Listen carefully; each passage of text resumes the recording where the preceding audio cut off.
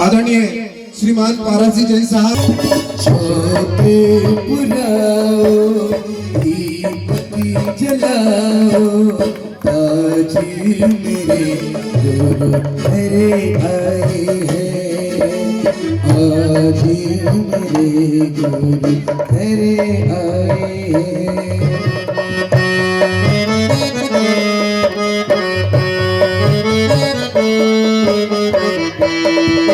दीप जलाते चलो आगम की गंगा। पूज्य वीर विशाल धवल सागर गोपाचल में पधारे हैं। जिधर नजर जाती गुरुवर की फूल उधर खिल जाते हैं। गुरुवर के दर्शन से देखो सब तीरथ मिल जाते हैं। कर्म को जीत लिया है जिनमें जग को जीत लिया है। क्षण में कर्म भी जिनसे हारे हैं। पूज्य वीर विसल वर नगरी में आज पधारे हैं। अभिनंदन अभिनंदन देखो धन्य सौभाग्य हमारे हैं। पूज्य वीर सागर गुरुवर नगरी में आज पधारे हैं। नमस्ते महाराज जी। इसी क्रम में मैं आमंत्रित करता हूं हमारे बीच कुछ पदाधिकारी यहाँ पर उपस्थित हैं। वह चाहते हैं कि मुनिश्री का मंगल विहार वहां पर हो बनिहार के लिए, ऐसा निवेदन करने के लिए वह श्रीमान ग्रहण कर रहे हैं। हमें हमारे बीच मुनिराज विराजमान है, उनके मंगल प्रवचन सुनना है।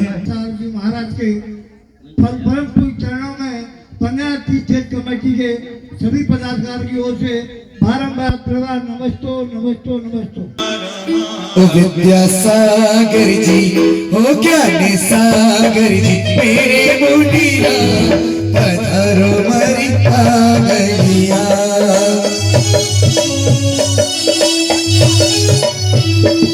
श्री विद्यासागर के चरणों में झुका रहा अपना माथा। जिनके जीवन की हजर्या पड़ी स्वयं ही नवगाथा। जयनागम का वे सुधा कलश जो बिखराते हैं गली गली। जिनके दर्शन को पाकर के खिड़की मुरझाए हृदय कली। ओम ह्रीं श्री स्वाचा विद्यासागर वृंदाय अत्र अप्तर अप्तर संभव कामानम जय हो जय हो जय हो जय हो। ओम ह्रीं श्री स्वाचा विद्यासागर जी मुनिंद्राय अत्र तिष्ठे तिष्ठे ठाठाय स्थापनम जय हो जय हो जय हो। ओम ह्रीं श्री स्वाटाचार्य विद्यासागर मुनिंद्राय अत्र मम सहितो भवतु योगेश्वरी मासन बिना देख सके योग योग आगामी वचन।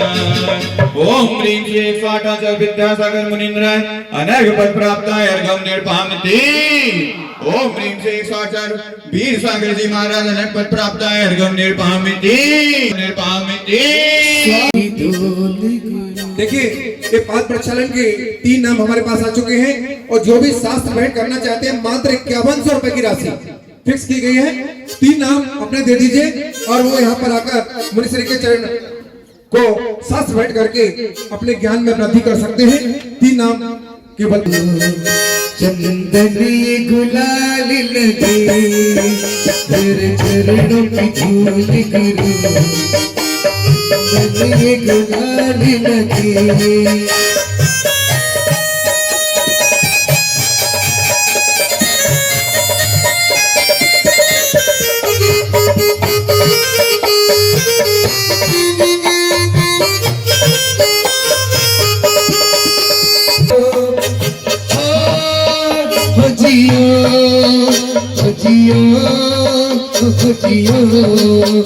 करो चरण धुलाए दिल करे प्यास के जल भर के गुरुदेव जी।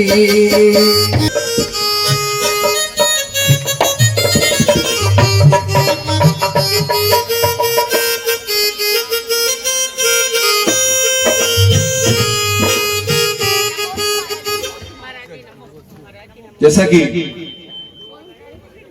108 वीर सागर जी महाराज। बहुत दिनों से भटक रहा हूँ, अंदर ज्योति जला दो धनवाणी माता ज्ञानी की, धनवाणी माता ज्ञानी की ज्योति जला। हमारे बीच यहाँ है और महाराज श्री को साथ बैठकर पुण्य लाभ अर्जित करें। आगरा से पधारे हुए सभी मान भाव शीघ्रता करें। हमको अपना जिनवाणी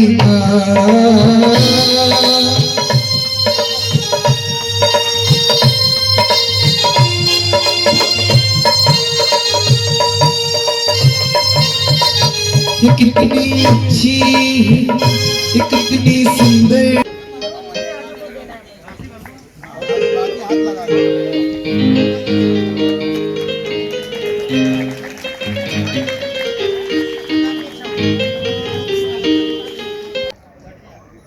आप रोटी खाते हैं, रोटी की कीमत बढ़ती है कि घटती है?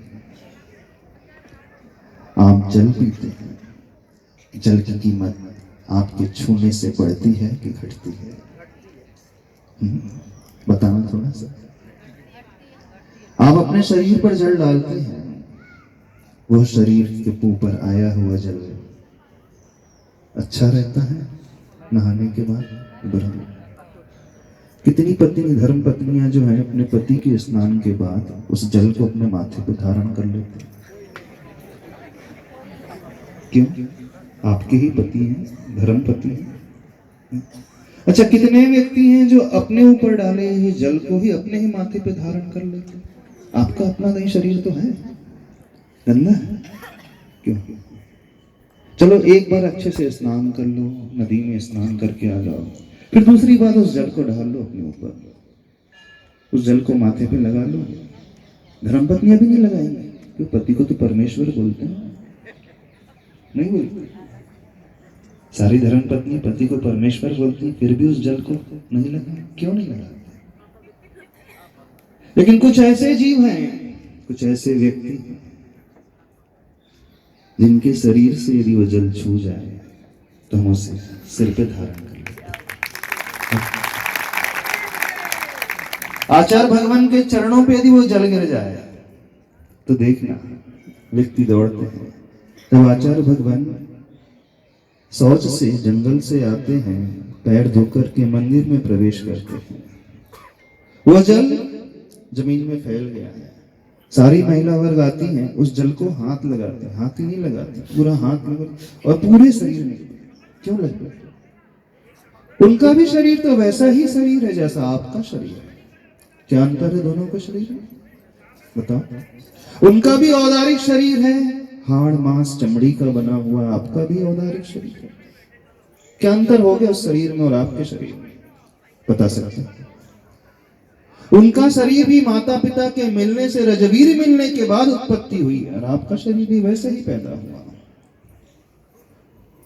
हो सकता है उनका शरीर तो वृद्धावस्था को प्राप्त हो गया हो और आपका शरीर तो युवावस्था हो सकता है। कि फिर क्यों उस जल को अपने माथे पर लगाते हो?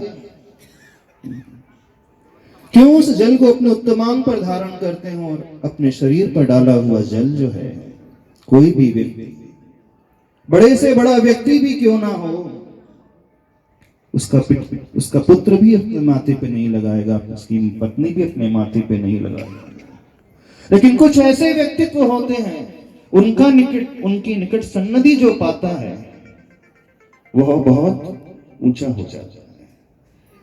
जल जैसी जड़ वस्तु भी पवित्र हो जाती है। वे रोटी खाते, वे अन्न खाते हैं, उस अन्न के माध्यम से वो तपस्या करते हैं, इस दुनिया को कल्याण का उपदेश देते हैं। आप लोग भी अन्न खाते हैं और अन्न के माध्यम से पैदा हुई ऊर्जा का उपयोग किस क्षेत्र में करते हैं? बताओ। आपको लगता है आपने जो रोटी खाई, आपने जो अन्न खाया, उसके बाद उसका सदुपयोग हुआ कि दुरुपयोग हुआ? उस अन्न के माध्यम से पैदा हुई जो शक्ति है, उस शक्ति का आपने सदुपयोग किया कि दुरुपयोग किया? बताओ। क्या कितने लोग यहाँ पर बैठे जो कह सकते हैं उनके निकट जो आता है उन्हें छू करके वो पावन हो जाता है, पवित्र हो जाता है, ऊपर उठ जाता है। कोई भी नहीं। लेकिन कुछ ऐसी हस्तियां होती हैं जिनके निकट चाहे जड़ा है चाहे चेतन है, उनका सन्निधि पाकर के, उनकी निकटता को पाकर के वो बहुत ऊंचाइयों को छू लेता है। शरीर तो आपको भी मिला है, शरीर उन्हें भी मिला है। आपने अपने शरीर का उपयोग क्या किया बता सकते हैं? आज तक आंखें आपको भी मिली है, आंखें उन्हें भी मिली है। आपने अपनी आंखों का प्रयोग कैसा किया? कह सकते हैं कि जब भी आपकी आंखें खुलती हैं वो किसी को अभयदान देती है। शायद आप अपनी आंखें खुलती हैं तो व्यक्ति डर जाता हो, भयभीत हो उठता हो। हाथ आपको भी मिले, हाथ उनको भी मिले, जब भी आपके हाथ उठते हैं तो व्यक्ति घबरा जाता है, उससे हिंसा होती है, और उनका हाथ उठता है तो लोगों को आशीर्वाद मिल जाता है। चरण आपको भी मिले हैं, उन्हें भी चरण मिले, वे उन चरणों का प्रयोग करते हैं तो जीवों की रक्षा हो जाती है। वे उन चरणों का प्रयोग करते हैं, तीर्थ यात्रा हो जाती है। आप अपने चरणों का प्रयोग कैसे करते हैं? क्या होता है बताओ? आपको जो जो भी मिला, आपको पूरा शरीर मिला है, आपको शरीर के अंगोपांग मिले, आपको 5 इंद्रियां मिली आपके शरीर में। हर एक इंद्री का प्रयोग आप प्रतिदिन करते हो। आंख का प्रयोग करते हो, नाक का प्रयोग करते हो, मुख का प्रयोग करते हो, कानों का प्रयोग करते हो, अपनी रचना का प्रयोग करते हो, जिह्वा का प्रयोग करते हो। जब जब आप अपने जब मुख से कुछ बोलते हो, शब्द निकालते हो, उन शब्द से किसी को शांति मिलती है, किसके जीवन में अशांति का माहौल पैदा हो जाता है। थोड़ी सी तुलना करके देखना, आप लोग उससे कह रहे हैं क्या किया है आज तक। तो दुनिया में बहुत कम ऐसे लोग होते हैं जो उन्हें प्राप्त होता है उसका वो सदुपयोग करते हैं। अधिकांश जो भी लोग होते हैं वे दुरुपयोग ही करते हैं, अथवा उनकी निकटता पाकर के वो वस्तु अपवित्र हो जाती है, घृणास्पद हो जाती है। अन्न खाने के पश्चात यदि वोमिट हो जाए, हलवा खाया हो बादाम का, कितने लोग उस हलवे को पुनः खा लेंगे उल्टी होने के बाद? क्यों नहीं? आप ही का मुख है, आप ही की नार थी, और आप ही ने कमाया हुआ वो हलवा, बादाम का हलवा बनाया है, सब कुछ किसी और ने नहीं खाया, किसी और की जुठन तो नहीं थी, फिर क्यों नहीं खाने? अभी तो भीतर भी नहीं है, आपके पेट में भी नहीं है, सिर्फ मुख में गया था, और मुख से एक ठसका निकल करके बाहर आ गया, वो ठसका लगा बाहर आ गया। वो अपना खाया हुआ ही हलवा व्यक्ति पुनः नहीं खा सकता। देखो तो परिस्थिति क्या है, क्या बना करके रखा है। यानी जो जो संसारी व्यक्ति के निकट आता है उसे फिर कोई छूना नहीं चाहता, स्पर्श करना नहीं चाहता, व्यक्ति स्वयं उसको उपयोग करना नहीं चाहता। लेकिन कुछ ऐसे व्यक्ति होते हैं जो महानता की श्रेणी में गिने जाते हैं, उनकी निकटता जो भी पा लेता है वो वस्तु, वो व्यक्ति बहुत ऊंचा हो जाता है नहीं होता। अब आप कहोगे कि तो उनकी तपस्या थी, उनका त्याग है अचर वृद्धन का, उनकी साधना है, उनके इतने वर्षों का पूरा जो कार्य बीता, जो समय बीते, जो अवधि बीती, पूरा जीवन उन्होंने इसी में लगाया इस कारण। लेकिन हम कह रहे हैं संसारी व्यक्ति रहते हुए भी, गृहस्थ रहते हुए भी, कुछ ऐसे व्यक्ति होते हैं जो उनके निकट आ जाती है वस्तु, उसकी मूल्यता वो बढ़ा लेते हैं। रुपया आपको भी मिला है, रुपया कुछ अन्य लोगों को भी मिलता है। वो लक्ष्मी आपके पास आकर के पवित्र होती है कि पापी हो जाती है? लक्ष्मी तो अचर बुजुर्ग के पास नहीं है, पैसा रुपया तो उनके पास नहीं है, अब रुपया तो आप ही लोगों के पास है। कितने लोग कह सकते हैं जो लक्ष्मी आपके पास आती है, जो पैसा आपके पास आता है, आपके निकट आकर के वो लक्ष्मी धन्य हो गई, सभी करोड़पति होंगे, लखपति होंगे, कोई कम नहीं है यहाँ पर। कौन हमें हाथ उठा करके बता सकता है कि लक्ष्मी जब से मेरे पास आई है वो लक्ष्मी धन्य हो गई? कोई है ऐसा व्यक्ति? पैसा आप भी कमाते हैं, पैसा और भी लोग कमाते हैं। 2000 का नोट आपके पास भी है, कुछ लोग उस 2000 के नोट को सिगरेट में जला करके नष्ट कर देते हैं, तंबाकू गांजा खा पी करके नष्ट कर देते हैं। कुछ लोग हैं उस 2000 के नोट का प्रयोग मंदिर की गुल्लक में डाल करके पवित्र कर देते हैं। बताओ, पैसा आपको भी मिला? नहीं मिला? मिला है ना? तो आपके पास जो धन आया, जो वैभव आपके पास आया, आने के बाद सदलक्ष्मी सोचती होगी कौन से पापी के हाथों में आ गया कि पुण्यात्मा के हाथ में आ गया। महिला वर्ग से पूछ रहे, सब कुछ मिला ना? सोना चांदी बहुत ज्वेलरी है, धन संपदा बहुत है। अच्छा, जिस गहने को आप पहनते हैं, जिन आभूषणों को आप पहनते हैं, वो आभूषण आपके शरीर से टच होकर के पवित्र हो जाते हैं? नहीं होता, फिर भी छोड़ते नहीं, फिर भी त्याग नहीं करते। जितने लोग आचार्य भगवान को गुरु मानते हैं, पार्श प्रभु को प्रभु मानते हैं, थोड़ा सा ध्यान से उनकी ओर देखो। उन्होंने अपने जीवन में क्या किया और हम अपने जीवन में क्या कर रहे हैं। ठीक है, हम नहीं कह रहे कि आप भी उन जैसे मुनि महाराज बन जाओ, उन जैसे त्यागी तपस्वी भी बन जाओ। आप जहां जिस हाल में हो, गृहस्थ अवस्था में, ठीक है, गृहस्थ अवस्था में, लेकिन जो जो आपको गृहस्थ अवस्था में मिला है, सिर्फ इतना चिंतन करना कि आपका सानिध्य पाकर के वो जड़ वस्तु अथवा वो व्यक्ति ऊपर उठा है कि इसका अवमूल्यन हुआ है। क्या हुआ? कुछ लोग होंगे निश्चित रूप से मान करके चलना, कुछ ऐसे होते हैं पुण्यशाली जीव, अच्छे संस्कारित जीव, जो वस्तु को ऊपर बढ़ाते हैं। एक भरत चक्रवर्ती था और एक हास्यकारी चेतन चमत्कारी चिंतामणि जी पार्श्वनाथ भगवान की अनेक जिन बिंबों की गुरुनाम गुरु 178 गुरुवर्षी ज्ञान सागर जी महाराज की, संत श्रोमणी आचार्य गुरुवर्षी विद्यासागर जी महाराज की, निर्यापक श्रवण परम पूज्य मुनि श्री समय सागर जी, योग सागर जी, नियम सागर जी, मुनि पुंगव श्री सुधा सागर जी महाराज की, परम पूज्य मुनि श्री प्रणम्य सागर जी महाराज की, परम पूज्य श्री चंद्र सागर जी महाराज की, परम पूज्य मुनि श्री वीर सागर जी, विशाल सागर जी महाराज की।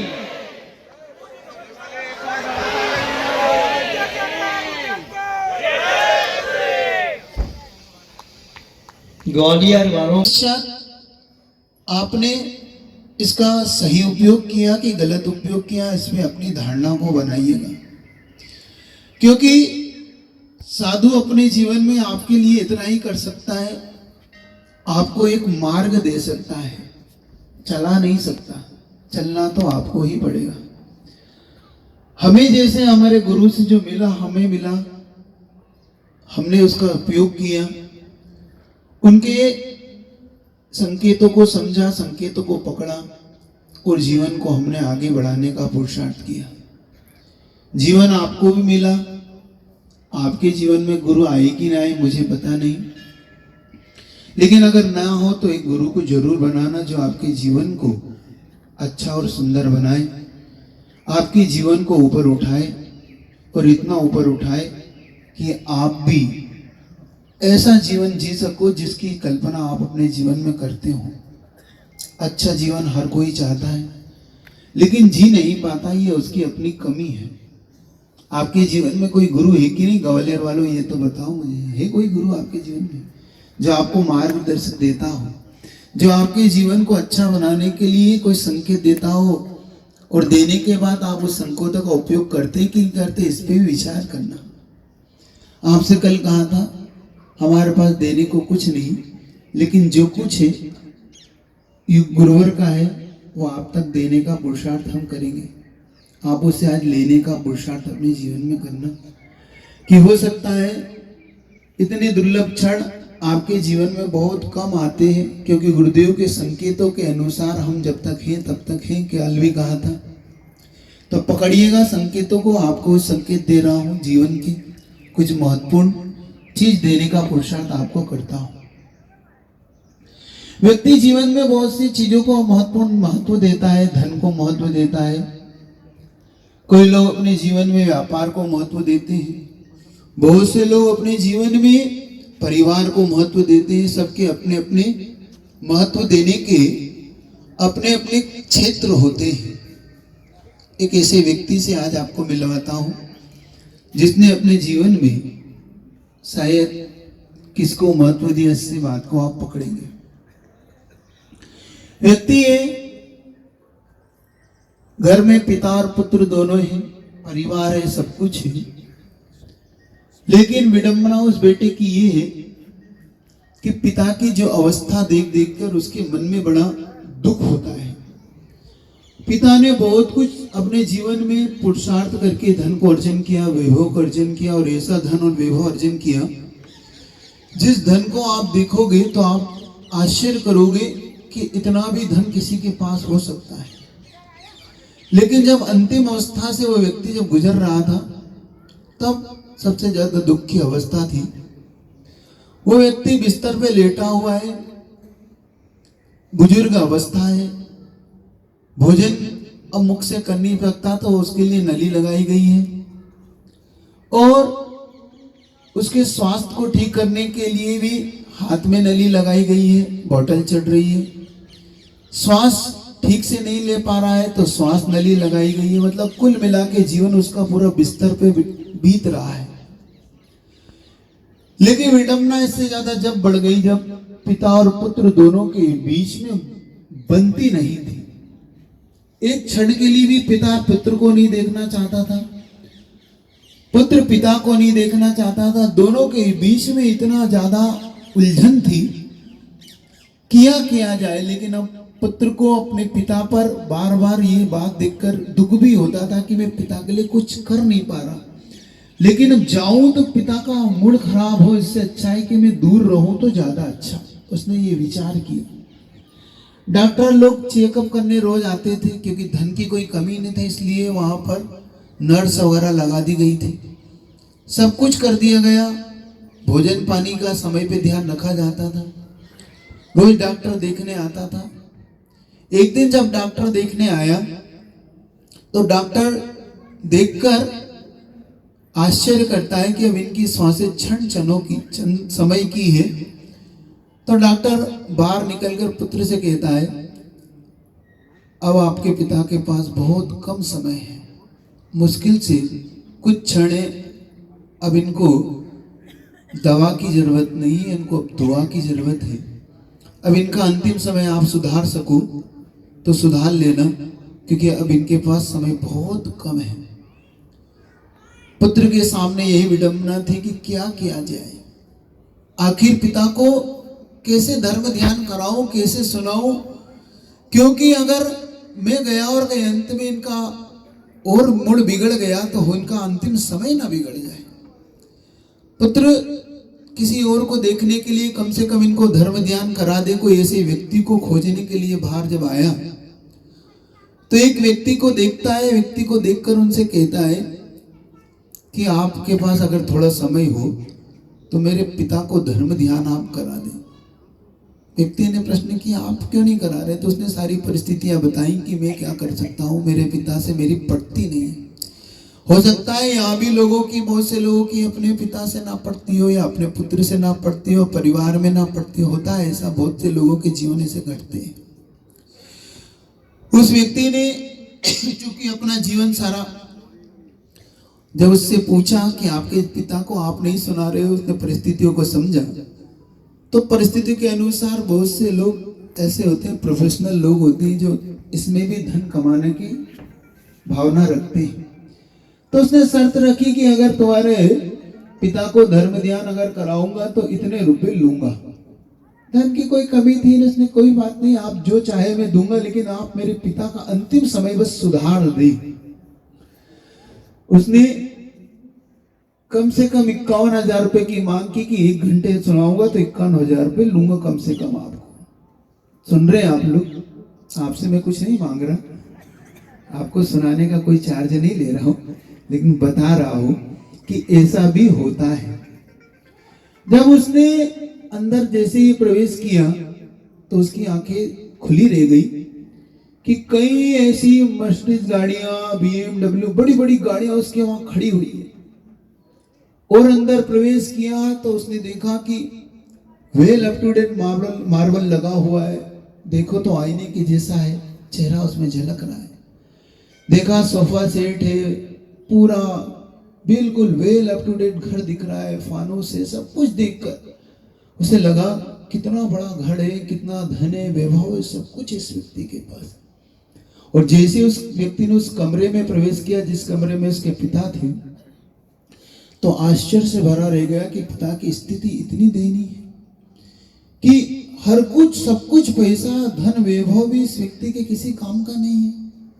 ये व्यक्ति धर्म ध्यान करने लायक भी नहीं बचा। तो उसने जैसे तैसे उन्हें धर्म ध्यान की कुछ बातें सुनाने का पुरुषार्थ किया। उसने देखा तो कितना सुन पाया, नहीं सुन पाया है उसे नहीं पता, लेकिन थोड़ी देर बाद उसकी आंखें बंद हो गई और उसने उसके चेहरे को उस चादर से ढांक दिया और बाहर निकल के आया। उस पुत्र से कहा कि सॉरी, अब आपके पिता संसार में नहीं रहे, मैं जितना कर सकता था मैंने उनके लिए किया। उसने भी अपने पिता को याद करते हुए उसने कहा कोई बात नहीं, आपने जितना कर्तव्य किया मेरे लिए उतना ही पर्याप्त है। और उसके हाथ में जो शर्त थी उसके अनुसार उसने पैसे देने का पुरुषार्थ किया। उस व्यक्ति ने उस पैसे को लेने से मना कर दिया। सुन रहे हैं आप लोग? उसने सोचा कि ये व्यक्ति शर्मा रहा है या इस व्यक्ति संकोच कर रहा है, तो उसने कहा आप कोई संकोच ना करें, जो अपने दोनों के बीच की शर्त थी, आपने अपना कर्तव्य किया है, आप इसको धन को जरूर लें। उस व्यक्ति ने फिर भी नहीं लिया। तो उस व्यक्ति ने पूछा क्या कम पड़ रहा है तो मैं और बढ़ा के दूंगा, लेकिन आप जरूर इसको ले। उस व्यक्ति ने जो जवाब दिया, इसके बाद ग्वालियर वाले थोड़ा सा अपने आप को सावधान करना, जिस चीज़ के लिए आप विचार बना रहे हो उसके लिए मैं आपको सावधान कर रहा हूँ। जिस धन और वैभव के पीछे आप दिन रात दौड़ रहे हो, वो धन और वैभव किसी काम का नहीं होता। काम का क्या है, अब सुनने का पुरुषार्थ करना। उस व्यक्ति ने जब कहा क्या कम पड़ रहा है तो मैं और दूंगा, लेकिन आप इसको जरूर ले, उस व्यक्ति ने जो जवाब दिया कि नहीं, मैं जब प्रोफेशनल ग्रुप से यहाँ आया था, मैंने मन में लालच था, मेरे मन में लोभ था, कम से कम इसका भी कुछ लाभ उठा लूँ। लेकिन जब तुम्हारा घर देखा, तुम्हारा वैभव देखा, सब कुछ देखा, और अंत में तुम्हारे पिता की स्थिति देखी, और जब तुम्हारे पिता की आंख जैसे ही बंद हुई और मेरी आंख खुल गई, इसलिए मैं अब लेना नहीं चाहता। तुम्हारे पिता की आंख तो बंद हुई लेकिन मेरी आंख खुल गई। ग्वालियर वालों की खुली कि नहीं खुली मुझे नहीं पता, अपनी आंख खोल के देखिएगा। अपनी आंख देखने का पुरुषार्थ करो कि आपके रहते रहते आपकी आंखों के सामने सामने कितने लोग आते हैं और कितने लोग चले जाते हैं, लेकिन आप किनका नाम स्मरण कर जाते हैं, किनको याद रखते हैं? जो कुछ कर गुजरते हैं, कुछ कर जाते हैं, कुछ जीवन में ऐसा छोड़ जाते हैं जो आपको लगता है कि हमें वास्तव में ऐसा करने की आवश्यकता है।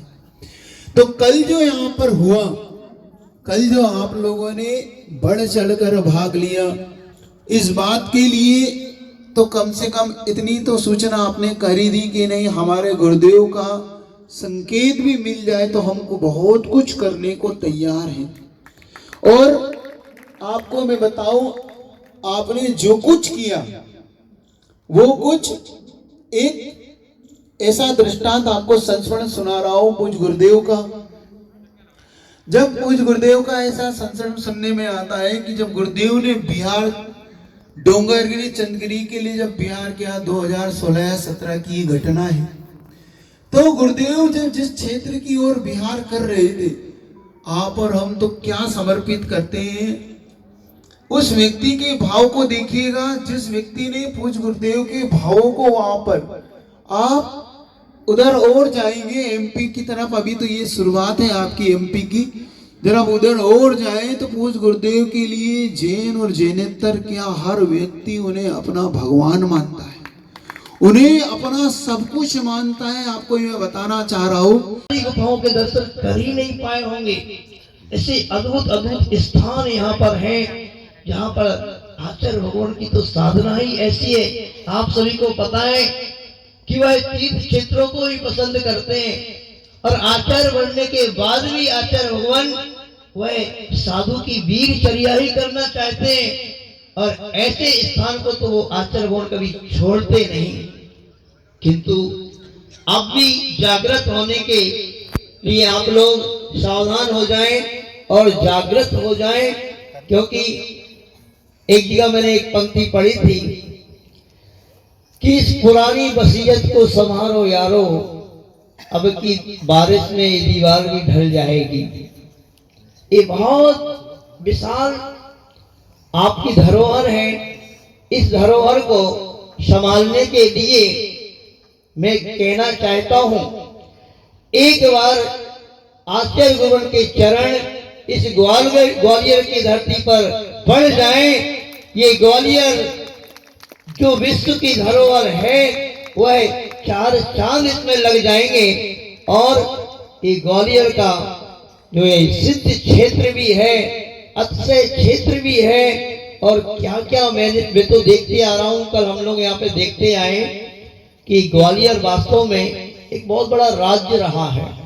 आप सभी जानते हो यहाँ पर एक से एक राजा हुए हैं।